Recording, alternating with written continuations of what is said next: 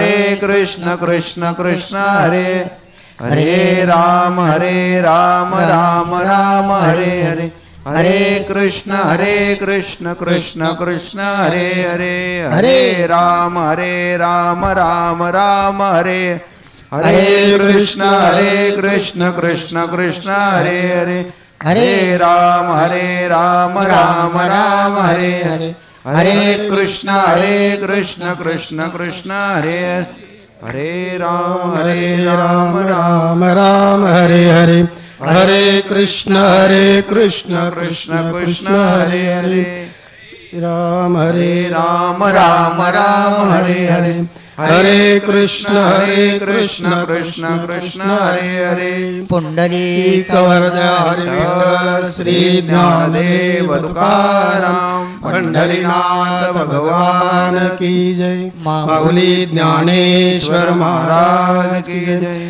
जगद्गुरु संत तुकाराम महाराज की जय। सद्गुरु वामन बाबा महाराज की जय। सद्गुरु सावळाराम बाबा महाराज की जय। माऊली महाराज की जय। मुंजेश्वर भगवान की जय। वक्रतुंड महाकाय सूर्यकोटि समप्रभ निर्विघ्नं कुरु मे देवो सर्वकार्येषु सर्वदा। जे ज्ञान पैगा बरवे जरी मनी अति अनावे तरी संता या भजावे सर्वस्वेसी। आज या ठिकाणी मुंजेश्वर सामाजिक सांस्कृतिक मंडळ खेरणे आणि ग्रामस्थ मंडळ खेरणे यांच्या वतीने साजरा होणारा अखंड हरिनाम सप्ताह आणि या सप्ताहाचा पहिला दिवस आणि या पहिल्या दिवसाची प्रवचनाची सेवा सकाळीपासून सकाळी 4:30 वाजल्यापासून कार्यक्रमाची सुरुवात झालेली आहे। काकड्यापासून तर आता प्रवचनापर्यंत ही सतत नामस्मरणाची या ठिकाणी सेवा घडत आहे। या निमित्ताने आज मी या ठिकाणी जे 2 शब्द बोलण्याचा प्रयत्न करणार आहे तरी कृपया आपण चांगले असेल तर ते आपण नक्कीच श्रवण करावे। जे ज्ञान पैगा बरवे जरी मनी अति अनावे तरी संता या भजावे सर्वस्वेशी। या ठिकाणी माऊलींनी संतांना भजण्यासाठी आपल्याला इथे त्यांनी या ओवीचा प्रबंध केलेला आहे। संतांनाच का भजावे, संतांना भजण्याचं कारण काय, तर जे संतांकडनं ज्ञान आपल्याला भेटणार आहे किंवा मिळणार आहे ते ज्ञान सर्वश्रेष्ठ ज्ञान आहे। ज्ञानाची संकल्पना मांडताना माऊलींनी या संसारी जीवनामध्ये सर्वश्रेष्ठ ज्ञान असेल तर ते ज्ञान आध्यात्मिक हे ज्ञान सर्वश्रेष्ठ आहे। श्रीकृष्ण भगवान यांनी या ठिकाणी सांगितलेलं काय, हे ज्ञानाशिवाय या जगामध्ये कोणती वस्तू श्रेष्ठ नाही। सर्वात श्रेष्ठ म्हणजे ते ज्ञान आहे। या ज्ञानाशिवाय दुसरं काहीच महत्त्वाचं नाही। जर ज्ञान असेल तरच आपण काही करू शकतो। कोणताही कार्य असो त्या कार्याचे आपल्याला जर एखादी माहिती असेल किंवा त्या वस्तूचे ज्ञान असेल तरच ते आपण कार्य हाती घेऊ शकतो। त्यासाठी माऊलींनी सांगितलेलं की हे ज्ञान पैगा बरवे जरी मनी अति अनावे तरी संता या भजावे सर्वस्वी। संतांच्या चरणी लीन होऊन त्यांची सेवा करून त्यांना प्रश्न विचारावे की गुरु माऊली मला तुमच्याकडनं ज्ञान हवे, मला या संसारी जीवनातून तरुण जाण्यासाठी किंवा या आध्यात्मिक जीवनामध्ये मला माझ्या जीवनाचं भलं करायचं असेल किंवा ही संसारी नौका पार तरुण जाण्याचं असेल तर मला तुमच्या ज्ञानाची गरज आहे असे माऊलींनी या ठिकाणी सांगितलेलं आहे. अध्याय 12मध्ये याच अध्यायामध्ये माऊलींनी सर्वश्रेष्ठ ज्ञान सांगितलेलं आहे. कारण ज्ञानासारखी पवित्र वस्तू नाहीच असं श्रीकृष्णाने या सांगितलेलं आहे. कारण सर्व विभूत्यामध्ये 10व्या अध्यायातील सर्व विभूती सांगितलेल्या आहेत. त्या सर्व विभूतीमध्ये आध्यात्मिक विद्या किंवा आध्यात्मिक ज्ञान हे सर्वश्रेष्ठ ज्ञान आहे असे सांगितलेलं आहे. आणि ज्ञाना वाचून स्वर्गादी सुख, जे कुठले सुख, स्वर्गादी किंवा संसार संबंधी जे सुखाच्या व्याप्ती आहेत ती कुठलीही श्रेष्ठ नाही. हे ज्ञान सर्वश्रेष्ठ आहे. कारण ज्ञानाशिवाय आपल्याला मती कुठल्या वस्तूची कळणार नाही. आपण मोर बघितला असेल किंवा नसेल किंवा ज्याही बघितला असेल, आपण मोर पीस तर बघतोच, पण त्या मोराच्या पिसाऱ्यावर डोळे असतात, पण त्या डोळ्यांना काय दृष्टी नसते. मोराच्या पिसाऱ्यावर डोळे असतात पण त्याला दृष्टी नाही आहे. मग त्यामुळे त्याला काय ज्ञान त्याच्यातून होणार नाही, ते खाली शोभेचे डोळे आहेत. तसेच एखाद्या माणसाला संजीवनी मुली सापडली, सुतभर असेल किंवा वीतभर असेल किंवा इंचभर असेल, पण त्या मुलीसमोर जर भाराभर किंवा गाडाभर जरी मुल्या इतर वनस्पतीच्या आणल्या, त्याची किंमत आहे का त्याला? काहीच नाही. त्या सुतभर संजीवनीची किंमत त्या मुलाला येणार नाही. म्हणून ज्ञान हे सर्वश्रेष्ठ सांगितलेलं आहे. ज्ञानाची प्राप्ती आपल्या संतांमुळेच मिळणार आहे. म्हणून संतांना शरण जाऊन संतांकडनंच आपण ती विद्या घ्यायला पाहिजे.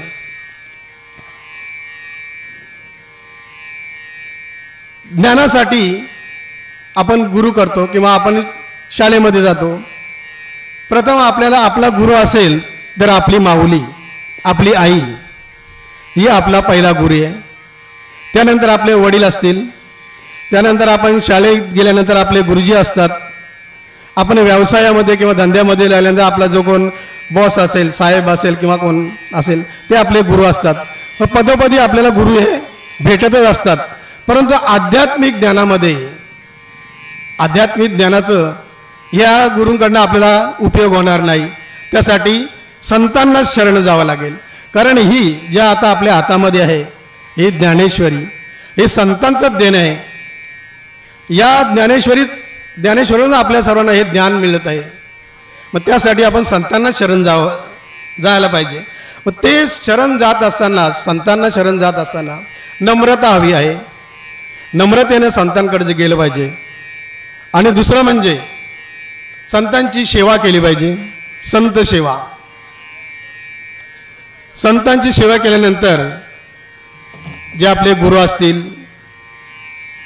संत असतील, त्या संतांना आपण विनंती केली पाहिजे की गुरु महाराज, मला ज्ञान हवं आहे किंवा आध्यात्मिक जीवन तरुण जाण्यासाठी मी तुमच्याकडे शरण आलेला आहे. त्यासाठी आपलं जे मन, बुद्धी ही एकनिष्ठ असली पाहिजे. किंवा या शरीरामध्ये, या विकारारूपी शरीरामध्ये जे विकार भरलेले आहेत ते विकारांचा नाश केला पाहिजे. किंवा ते विकाररहित आपण गुरुकडे गेलं पाहिजे. एकदा हे गुरु करण्याचं सर्वांनाच श्रीराम प्रभूंनी किंवा जे देवाने अवतार घेतले, श्रीराम असेल, श्रीकृष्ण असेल, यांना सुद्धा गुरु करावं लागले. देवाचेच अवतार ते, त्यांना गुरु करायची गरज होती काय? पण त्यांनी सुद्धा गुरु केलेले आहेत. कारण ते संसाररूपी जीवनामध्ये आलेले होते. त्यामुळे संसाररूपी जीवनामध्ये आलेल्या प्रत्येक जीवाला गुरु करणे हे गरजेचं आहे. कारण गुरुशिवाय ज्ञान नाही, गुरुशिवाय ज्ञान नाही. आणि कारण गुरु नाही केलं तर आपल्याला कुठल्याही गोष्टीची माहिती होणार नाही. म्हणून सद्गुरूशी शरण जाये त्याची ब्रह्म प्राप्ती होय. ज्ञानेश्वर महाराजांनी सुद्धा सांगितलेलं आहे, ज्ञानदेव म्हणे तरळ तरल आत तरल गुरुकृपे. ते सांगितलेलं आहे काय, श्री गुरु सारिका आस्था पाठीरका इतरांचा लेखा कोण करी. कारण त्यांनी सुद्धा श्री गुरुलाच प्रथम स्थान दिलेलं आहे. कारण गुरुशिवाय देव कळणार नाही. गुरुशिवाय आपल्याला देव कळणार नाही. कारण देव कळण्यासाठी नामदेव महाराजांना सुद्धा, नामदेव महाराजांजवळ देव जेवत होता, खेळत होता, फिरत होता. परंतु जो आध्यात्मिक ज्ञानाची किंवा जी देवाची प्रचिती म्हणून नामदेवांना आलेली नव्हती. देव त्यांच्याबरोबर होता, मग तरीसुद्धा नामदेवांना विसोबा खेचर म्हणून गुरु करावा लागले. विसोबा खेचरला गुरु करावा लागले. तेव्हा त्यांना त्या ज्ञानाची प्रचिती झाली. मग त्यावेळी देवाने ठरवलं खरोखर आता नामदेवाला प्रचिती आलेली आहे का नाही याचा आपण थोडा शोध घ्यावा. म्हणून एकदा नामदेव महाराज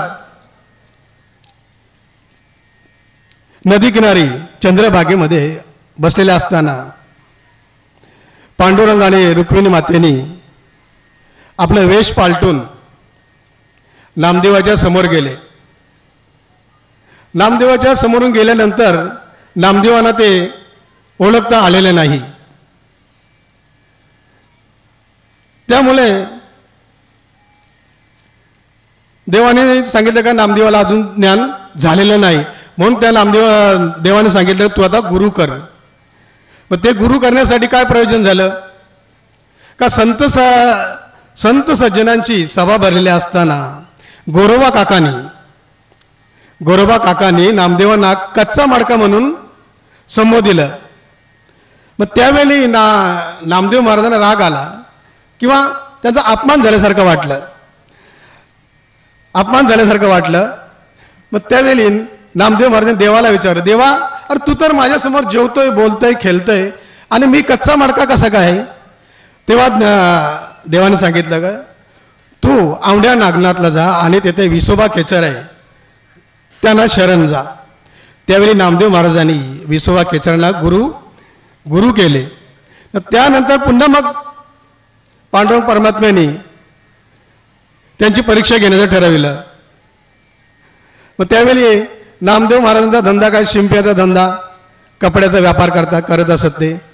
त्यावेळी बाहेरगावी जात असताना नामदेव महाराज एकदा एका झाडाच्या ठिकाणी आपली शिदोरी म्हणजे आपली भाकरी खाण्यासाठी बसलेले असताना देवाने पुन्हा नामदेवाची परीक्षा घेण्याचं ठरवलं. तेव्हा नामदेवाच्या जवळ कुत्र्याच्या रूपाने आले आणि हातातील भाकरी पळून जाऊ लागले. त्यावेळी नामदेव महाराजांनी ओळखले हा कुत्रा नाही, हा कोण आहे, पांडुरंग परमात्माच आहे. मग तेव्हा नामदेव महाराज बोलावले, अरे देवा अरे सुकी भाकरी काय खातोस, अरे तूप घे, तुपाची रोटी माझ्याजवळ, तुपाची वाटी आहे, तूप लाव आणि ती भाकरी खा. तेव्हा पांडुरंगाला कळलं काय ना, आता नामदेवाला त्याची प्रचिती आलेली आहे किंवा आध्यात्मिक जो ज्ञान किंवा देव चराचरात भरलेला आहे हे नामदेवाला आता ज्ञान झालेलं आहे. म्हणजे असे या गुरु आपल्याला करावाच लागतं. गुरुशिवाय ज्ञान नाही. कारण ज्ञानाची प्रचिती येण्यासाठी आपल्याला संतांना किंवा गुरुंना बजावं लागते. तरी तनुमनी जीवे चरणाशी लागावे, अगवर्तावे करावे दास्य सकल. म्हणजे त्यांची सेवा केली पाहिजे, संतांची सेवा केली पाहिजे. अशा या थोडक्यात भावार्थ सांगताना आज आपल्या कार्यक्रमाचा उशीर झालेला आहे. त्यामुळे ही सेवा लवकरच समाप्त करण्यात आहे. कारण गुरुशिवाय ज्ञान नाही हे आपल्याला सांगताना बराच वेळ जाणार आहे. की गुरुचे महिमान या 2 किंवा 5-10 मिनिटात सांगता येणार नाही. कारण गुरु परमात्मा परेशू, गुरु हाच परमात्मा आहे. त्यामुळे गुरुची सेवा करून आपल्या ज्ञान प्राप्त करावे आणि संतांची सेवा, गुरुची सेवा याच्यामुळे जे ज्ञान आपल्याला भेटते ते आपल्या जीवनासाठी, आध्यात्मिक जीवनाच्या उन्नतीसाठी आपण केले पाहिजे. म्हणून संतांना शरण गेलं पाहिजे आणि त्यांची सेवा केली पाहिजे. एवढ्यात थोडकंच बोलून या ठिकाणी सेवा समाप्त करतो, कारण कार्यक्रमाला भरपूर उशीर झालेला आहे. हरिपाठ मंडळ आपल्याला आलेलं आहे. पुंडलिक वरदे हरी विठ्ठल श्री ज्ञानदेव तुकाराम पंढरीनाथ भगवान की जय. माऊली ज्ञानेश्वर महाराज की जय. जगद्गुरु संत तुकाराम महाराज की जय. विठ्ठल विठ्ठल विठ्ठल विठ्ठल विठ्ठल. पुंडलिक वरदे हरी विठ्ठल श्री ज्ञानदेव तुकाराम पंढरीनाथ भगवान की जय. हॅलो. आताच या ठिकाणी गावामधील नवोदित असे प्रवचनकार, एक म्हणजे लक्ष्मण महाराज आणि दुसरे म्हणजे वासुदेव महाराज फडके, उत्कृष्ट असं चिंतन आणि कमीत कमी वेळामध्ये उत्कृष्ट असं चिंतन त्यांनी मांडण्याचा प्रयत्न केलेला आहे. तर त्या प्रित्यर्थ त्यांना आमचे चाहूबुवा माळी श्रीफळ आणि वस्त्र अर्पण करत आहेत, तरी त्यांनी त्याचा स्वीकार करावा अशी विनंती. आणि अशीच त्यांची प्रगती होत जावो आध्यात्मिक ज्ञानामध्ये. आणि विशेष म्हणजे गावकऱ्यांनी ठरवलं की गावकऱ्यांनाच सेवा द्यावी, आणि खरोखरच गावात ज्याला मान असतोय त्याला इतर गावामध्ये जसं घरात मान असला का तो गावात मान मिळवतोच, आणि गावात मिळवल्यानंतर इतर परिसरामध्ये पंचक्रोशीमध्ये त्याला मान हा मिळतच असतो. असं छान आहे. आता ताबडतोब या ठिकाणी हरिपाठ अर्थात हरिपाठाला सुरुवात होत आहे, तरी कृपया हरिपाठाकरता सर्वांनी स्टँड दे.